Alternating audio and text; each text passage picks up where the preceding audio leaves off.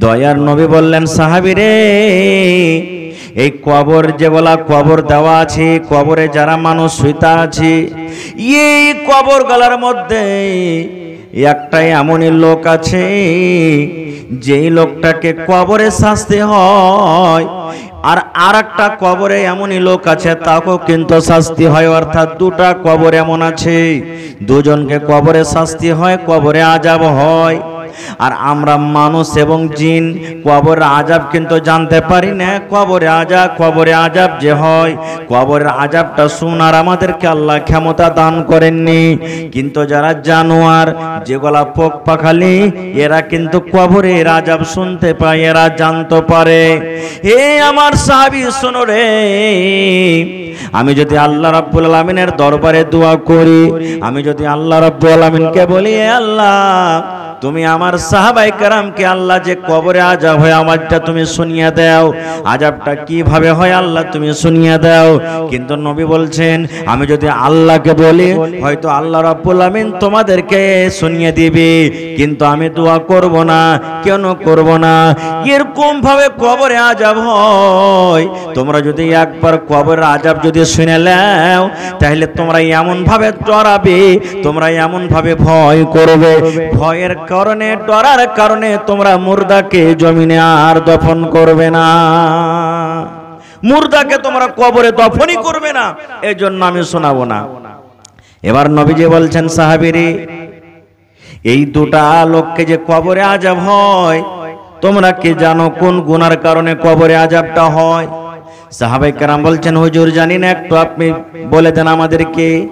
আল্লাহ নবী বললেন, হে আমার সাহাবী, যে গুনার কারণে এরাকে কবরের ভিতর আযাব হয়, এই গুনাহগালা বড়, এই গুনাহগালা বড়, এই গুনাহগালা বড়, এই পাপটা হলো বড়, কিন্তু গুনাহ থেকে বাঁচাটা হলো খুব সহজ। এরা ইচ্ছা করতে গেলে গুনাহ থেকে বাঁচতে পারত, এরা ইচ্ছা করতে গেলে এই পাপ থেকে বাঁচতে পারত, কিন্তু এই গুনাহগালা হলো খুব বড় পাপ। কি গুনাহ? নবীজি বললেন, দুজনের মধ্যে একজনা পেশাবের ছিটা থেকে কিন্তু বাঁচত না। কিসের ছিটা? জোরে বলেন, কিসের ছিটা থেকে বাঁচত না? পেশাবের ছিটা থেকে বাঁচত না। পেশাব করত, মাটি দেখত না যে কোন জায়গাতে মাটি আছে, কোন জায়গাতে পাথর আছে।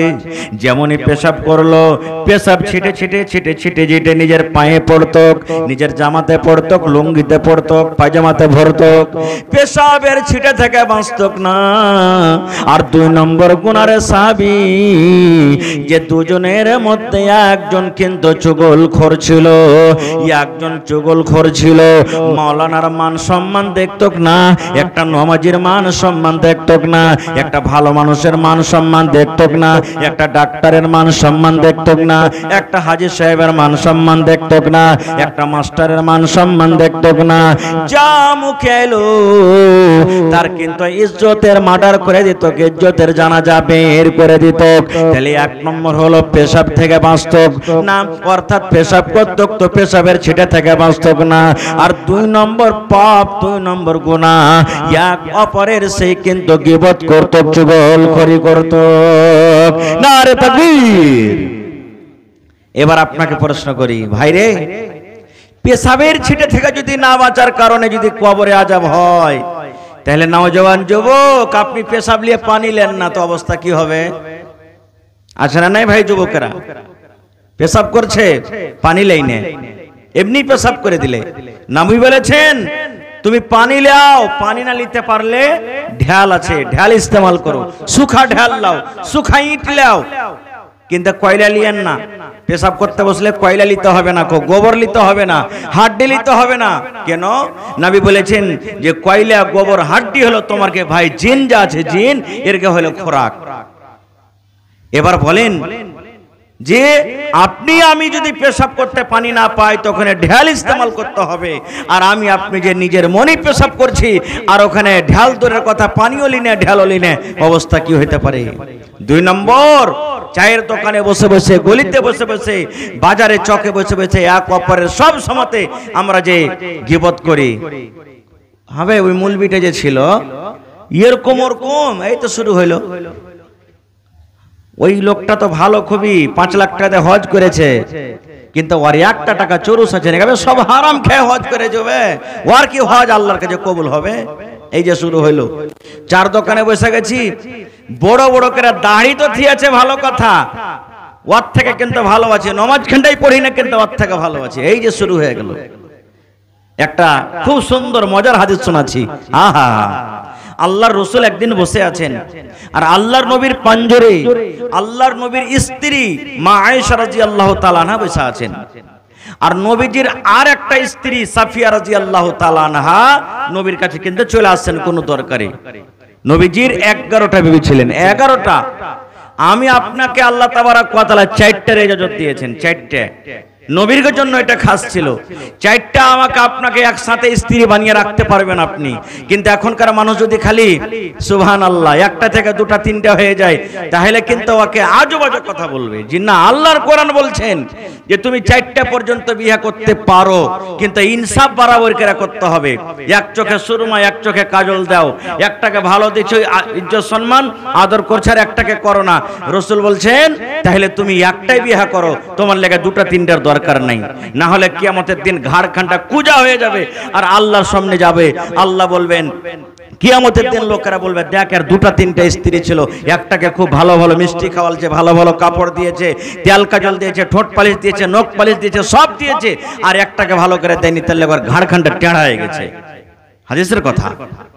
তো ভাই আমার, আল্লাহ রাসূল সাল্লাল্লাহু আলাইহি সাল্লাম বসে আছেন, নবীর স্ত্রী মা আয়েশা রাদিয়াল্লাহু তাআলা আনহা বসে আছেন, আর আরেকটা নবীর স্ত্রী নবীর কাছে চলে আসছেন। এবারে মা আয়েশা কি বলছেন জানেন? নবীকে ইশারা করছেন, হুজুর হুজুর। নবীজি বলছেন, কি হয়েছে? এই দেখেন আপনার স্ত্রী সাফিয়া, দেখেন নাটি চলে আসছে আপনার কাছ থেকে, আপনার কাছে নাটি আসছে, বাঁঠি আসছে। শুধু সাইজে নাটি ছিলেন, একটু খাটো ছিলেন, তো কি বলছেন নিজের স্বামীকে, দেখেন আপনার স্ত্রী নাটি চলে আসছে। যেমনই কথাটা বলা, সুবহানাল্লাহ, এই নাটি এবং বাঁঠি কথাটা নবী যখন শুনলেন, কত রাখলেন জানেন? ওরে সুবহানাল্লাহ, মা আয়েশা রাদিয়াল্লাহু তাআলা আনহার কথা শুনে নবী আমার রেগে গেলেন, এমন রেগে গেলেন বন্ধুরে, নবীর আমার চোখ কিন্তু লাল হয়ে গেল। নবী আমার রেগে গেলেন যে একজন বিবি আর একজন বিবির কথা বলছেন, নাটি আপনার কাছে চলে আসছে, বাঁঠি আপনার কাছে চলে আসছে। এবার নবীজি আয়েশাকে বলছেন, আয়েশা তুমি একটা লোককে নাটি এবং বাঁঠি বলেছ রে বিবি, তবে জেনে রাখো যারা নাটি ওরাও হলো আল্লাহর তৈরি, আল্লাহ রাব্বুল আমিন তাদেরকে বানালছেন। আর যারা লম্বা ওরাও আল্লাহর তৈরি, যারা ধলো ওরাও আল্লাহর তৈরি, যারা কালো ওরাও আল্লাহর তৈরি, যারা মোটা ওরাও আল্লাহর তৈরি, যারা পাতলা ওরাও আল্লাহর তৈরি।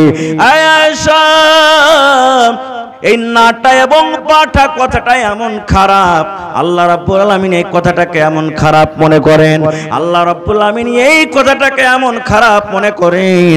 তুমি যদি নাটা এবং বাঁধা কথাটাকে ধরে একটা সমুদ্রে ছেড়ে দাও, একটা নদীতে যদি ছেড়ে দাও, এই কথাটা আল্লাহ রাব্বুল আমিনের কাছে এত খারাপ, গোটা সমুদ্রের পানি, গোটা নদীর পানি নোংরা হয়ে যাবে, দুর্গন্ধ হয়ে যাবে। দুর্গন্ধের কারণে সমুদ্রের পানি কিন্তু পান করা যাবে না। সুবহানাল্লাহ।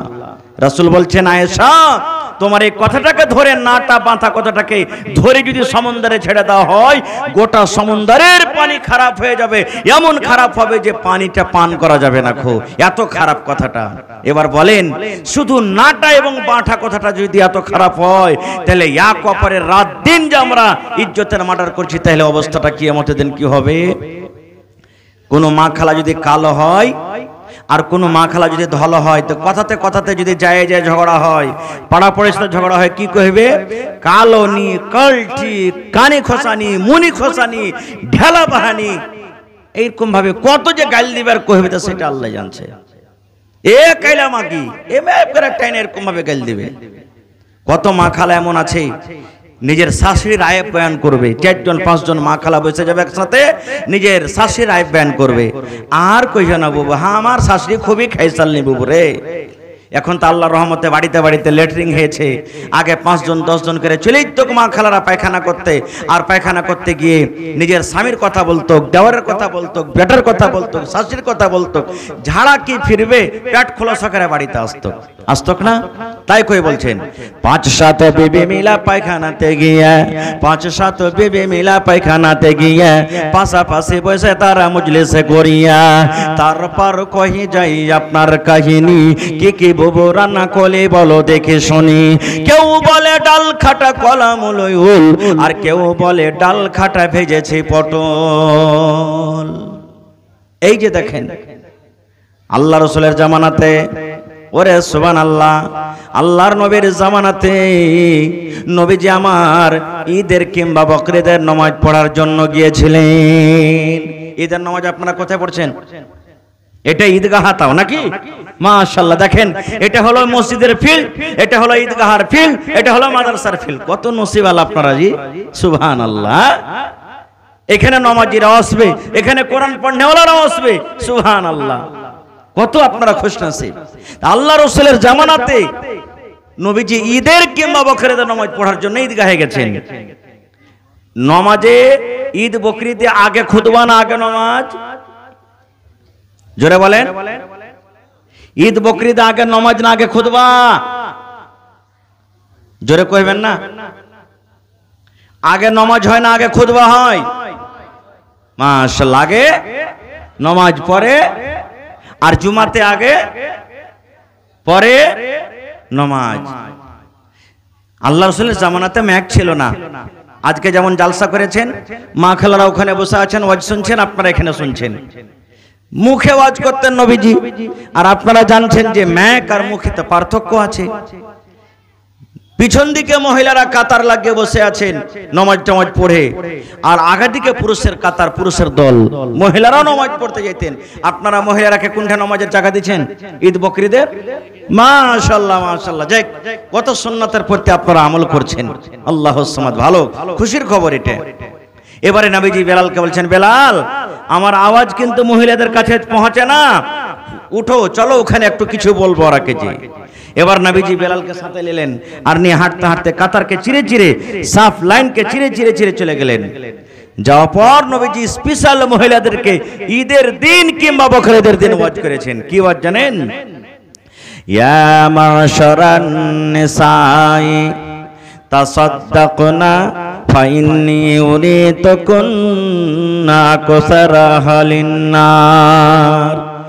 আল্লাহর নবী ওয়াজ শুরু করে দিলেন, ইয়া মাশারান নিসাই, হে মহিলার দল, হে নারীর দল, তাসাদ্দাকনা, তোমরা দান করো, তোমরা সাদকা করো।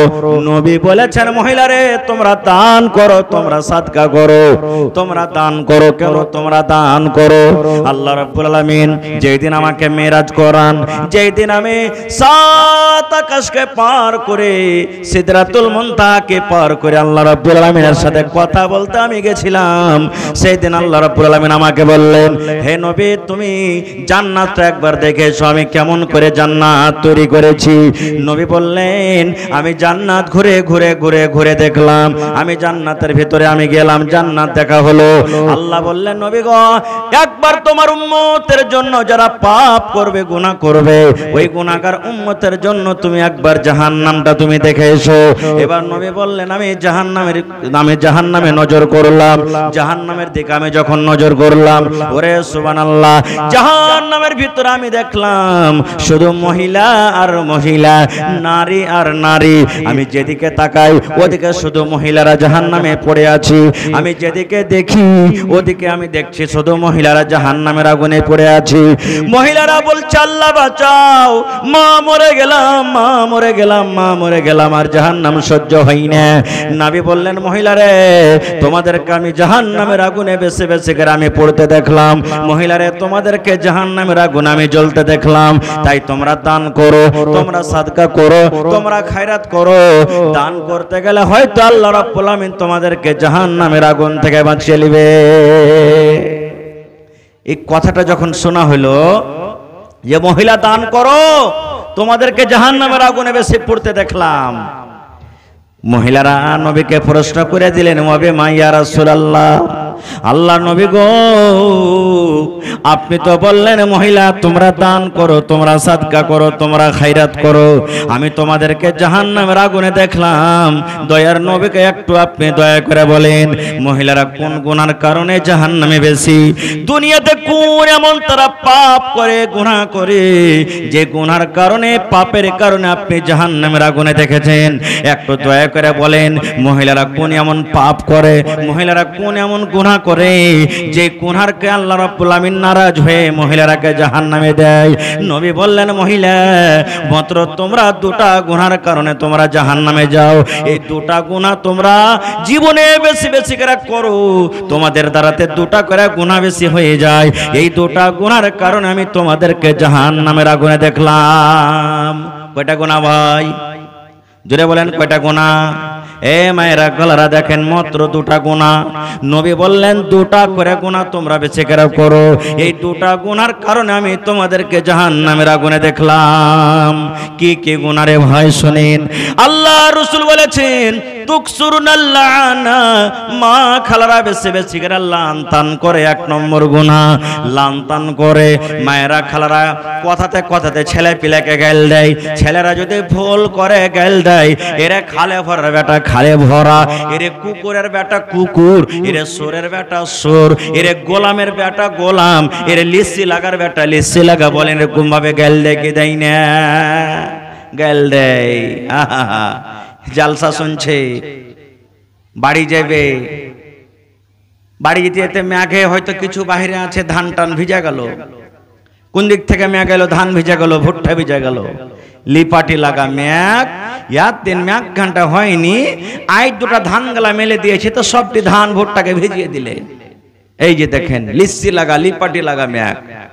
কত ভাই আছে, নাউজুবিল্লাহ সুম্মা নাউজুবিল্লাহ, নিজের কানে শোনা কথা বলছি ভাই, 3 দিন 4 দিন 5 দিন যদি একটানাতে যদি গাজর লেগে যায়, রোদ না হয়, কি বলবে জানেন? আল্লাহর কি পেট খারাপ হয়ে গেছে নাকি? বে সুবহানাল্লাহ। আল্লাহ রাসূলের হাদিস, এটা হাদিসে কুদসি, আল্লাহ নিজে বলেন লা তাসুব্বুদ দাহার, আল্লাহ বলেন বান্দারে খবরদার তোমরা জামানাকে গালি দিও না রে বান্দা। আল্লাহ বলেন জামানাকে গালি দিও না। কেন জামানাকে গালি দিও না? আল্লাহ বলেন আনা দাহরুন, আমি হলাম জামানা। আল্লাহ বলেন আমার বিনা অর্ডারে, বিনা হুকুমে, বিনা আদেশে গাছের একটা পাতা পর্যন্ত হিলে না। আল্লাহ বলেন বান্দারে তোমরা গাছে দেখো আম পেকে আছে রে বান্দা, আমটা পেকে আছে, আম ঝুলছে লাল হয়ে পেকে আছে, তোমরা মনে করছো আমটা পড়বে, এই আমটা পড়বে আমি খাবো, কিন্তু আল্লাহ বলেন বান্দারে আমি আল্লাহ রাব্বুল আমিন যতক্ষণ পর্যন্ত আদেশ না করব ততক্ষণ পর্যন্ত ওই গাছ থেকে আমটা কিন্তু পেকে ঝরবে না। আমি বাতাসকে বলবো বাতাস চল তাইলে চলবে, আমি মেঘকে বলবো মেঘ হয়ে যায়, এখন বর্ষা যা তাহলে বর্ষিবে। আল্লাহ রাব্বুল আমিন বলেন আমার বিনা আদেশে বিনা হুকুমে গাছের একটা পাতা হিলে না, তাই তোমরা যদি মেঘকে গালি দাও, আল্লাহ বলেন আমাকে গালি দাও হলো। আল্লাহ বলেন বান্দা তোমরা যদি রোদকে গালি দাও আমাকে গালি দাও হলো, তোমরা যদি ঠান্ডাকে গালি দাও আমাকে গালি দাও হলো, তোমরা যদি বর্ষাকে গালি দাও আমাকে গালি দাও হলো। এই জন্য আল্লাহ বলেন খবরদার তোমরা জামানাকে গালি দিও না। 1 নম্বর গুনাহ মা খালারা বেশি বেশি লানতান করে। 2 নম্বর গুনাহ নবী বলেছেন ওয়াতাকফুরনাল আশির, নিজের স্বামীর মালের নাশুকরি করে। কিভাবে স্বামীর মালের নাশুকরি করে? এই যে দেখেন হঠাৎ করে আমার কোনো মা খালা বাড়িতে আছেন, কোনো ধাগাওয়ালা চলে এলো, কোনো কাপড়ে চলে এলো, চুড়িওয়ালা চলে এলো, হালেমার বাপ চুড়ি নেই, জি দেখো একটা হাতে চুড়ি গেলা নাই ভেঙে গেছে। আব্দুল্লাহর বাপ বাজার যাইছো পুর নিয়ে, একটা ভালো সুন্দর একটা শাড়ি গেলা নিয়ে আসিও, বেচারি দিক কাম করেছে ও কাম করেছে, হাট বাজার করতে করতে টাকা শেষ হয়ে গেছে, কিংবা হয়তো ভুলে গেছে, বাড়িতে এসেছে দেখছে তো শাড়ি নাই, ঝোলা দেখছে খালি। কি বলবেন জানেন? ই মিনসে ই গোজুয়া ই খালে ভরার বেটার বাড়িতে এসে জীবনে কোনোদিন আমার সুখ শান্তি হলো না কো, ই মরার বাড়িতে এসে জীবনে কোনোদিন সুখ শান্তি পেলাম না কো। এই যে আল্লাহ রাব্বুল আমিনের নবী বলেছেন মহিলারে তোমার স্বামী তোমার জন্য রোদকে রোদ দেখেনি, বর্ষাকে বর্ষা দেখেনি রে মহিলা।